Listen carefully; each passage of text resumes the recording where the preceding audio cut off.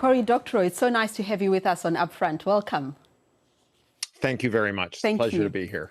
Okay, so let's talk about the tech companies. They've been playing an increasingly influential role in politics, especially the US election. I mean, we all saw them having a prominent role and visibility at the recent inauguration of President Donald Trump. Now, in previous years, big tech and Silicon Valley have rallied behind progressive causes. We are now seeing them pivot to the right. Elon Musk supported Barack Obama in 2008. How do you explain this turn to the right and this embrace of the likes of Donald Trump?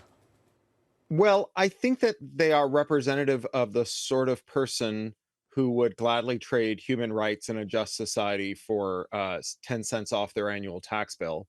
That is something we see a lot in the electorate broadly, and we see it specifically in these leaders. We saw in Biden uh, the first stirrings of a genuine backlash to corporate power.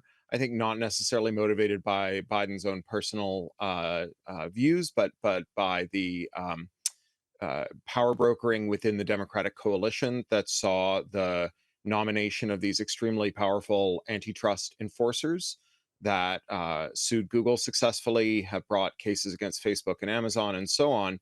And these firms are just, run by people who are very happy to trade a just future for their own parochial personal benefit, their monopolies. Let's talk about Elon Musk for a second. I mean, he's not been elected to any government position. He's not undergone the usual congressional scrutiny, yet he yields and wields enormous power, an inordinate amount of power.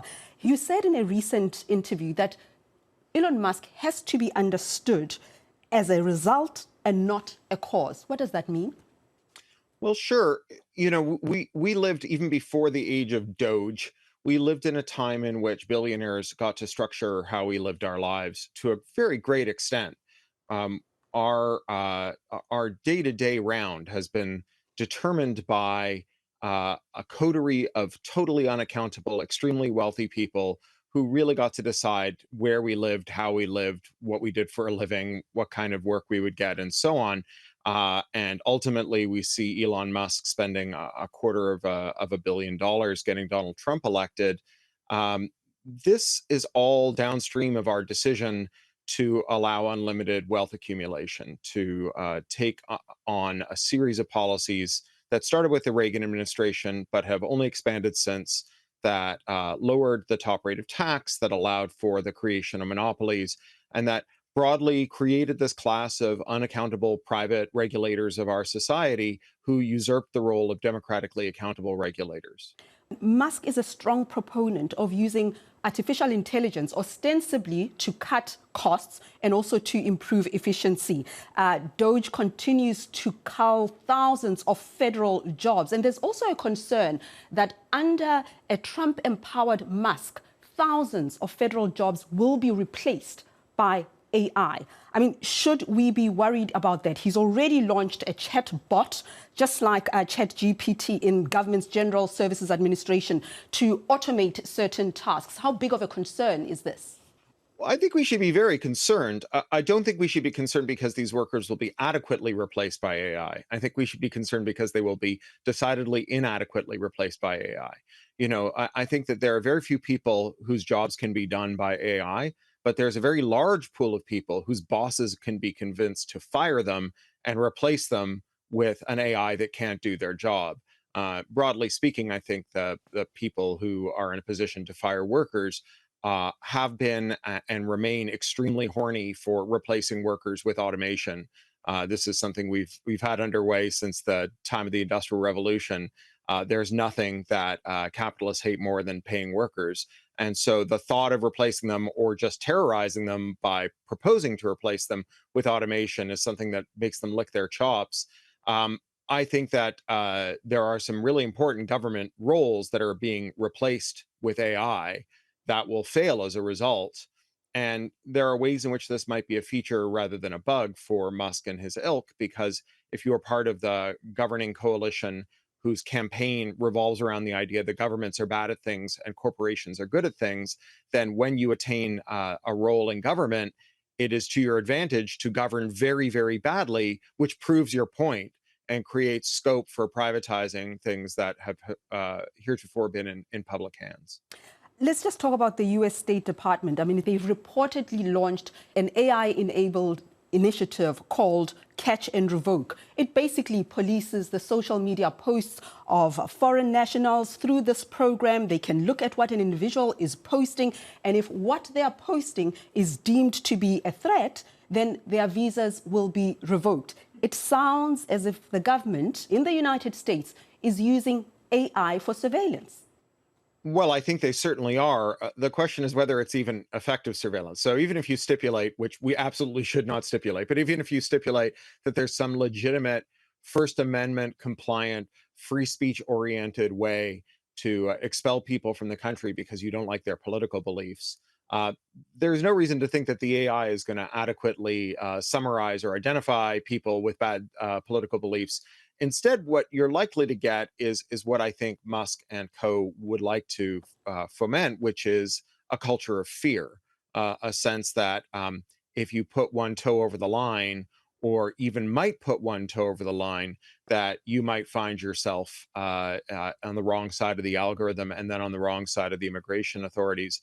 I'm reminded of a Arabic friend who was on the phone with her mother getting a recipe for cheesecake, who kept saying Al Qaeda, the base, because she was talking about the graham cracker crust that was going to be at the bottom of the cake, and whose housemate became quite alarmed that she was using this phrase that had become synonymous with terror, and how easy it would be for an AI to simply mistake someone's beliefs or uses of common phrases in other languages for an object of suspicion, and how that would inspire in people this sense that they should just say and do as little as possible, just remain as motionless as possible in their daily lives so that they don't attract the attention of the computer.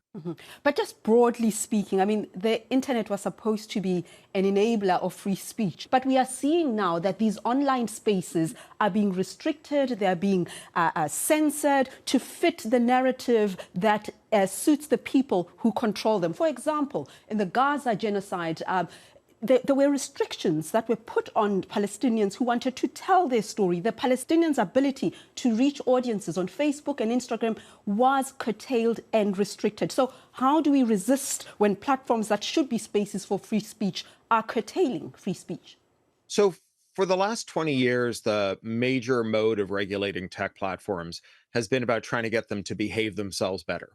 And you see this both from liberal regimes. So, for example, the European Union's rules about hate speech, but also you see this from authoritarian right wing regimes, whether that's in China or the United States, where views that are deemed illegitimate by the regime are prohibited either tacitly or explicitly.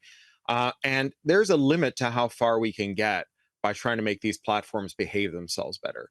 The problem isn't merely that Mark Zuckerberg is not well suited to being the unelected social media czar for life of 4 billion people. It's that this job should not exist at all. What we need to do in order to make the platforms better is make them less important. As you say, Palestinians were prohibited from telling their stories on meta platforms, on Twitter, and so on. And that's an indictment of those platforms. But the reason that's so salient is because if you can't speak on those meta platforms and on Twitter and a few other places, you are to a first approximation invisible, because we've allowed these firms to corner their markets. Now, we are in the midst of a now most of a decade-long antitrust resurgence that is taking aim at the power of the platforms rather than at their conduct, because it's their power that matters more than their conduct. There are lots of people who have terrible ideas. If Elon Musk was a thousandaire instead of 100 billionaire, he'd just be yet another jerk with dumb ideas. It's only because he has as much power as he does that his bad ideas matter as much as they do.